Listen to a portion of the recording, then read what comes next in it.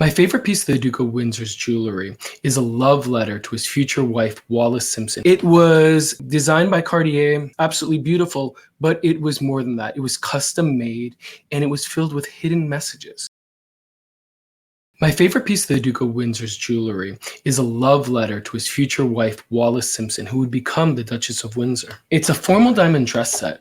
Here you can see it. It has 3 vest studs, a shirt stud, and 2 cufflinks. It was meant to be worn with white tie. The Duke of Windsor was a tastemaker in traditional men's fashion.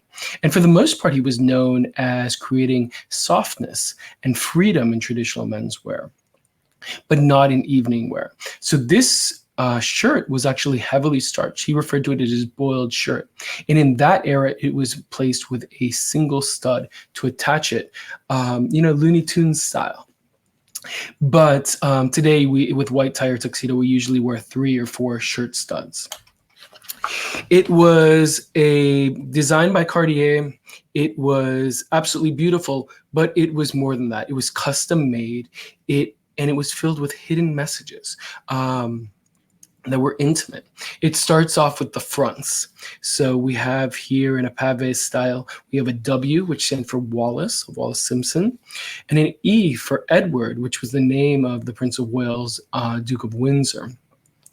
W-E-E on the shirt studs, or on the vest studs, E on the shirt stud, and then with the cufflinks, very romantically, we see a paired W and an E.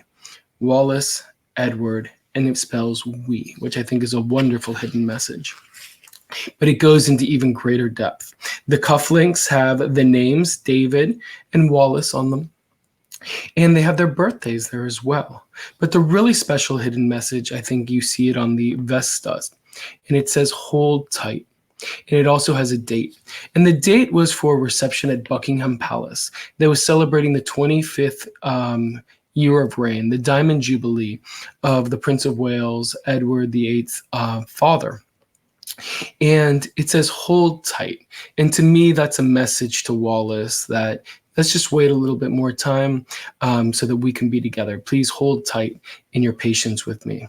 And for me, I can just imagine the Duke very proudly in this very formal setting, showing very publicly with these letters his love and his romance for Wallis Simpson, who about a year later, he would actually abdicate his throne for and eventually marry, and she would become the Duchess of Windsor.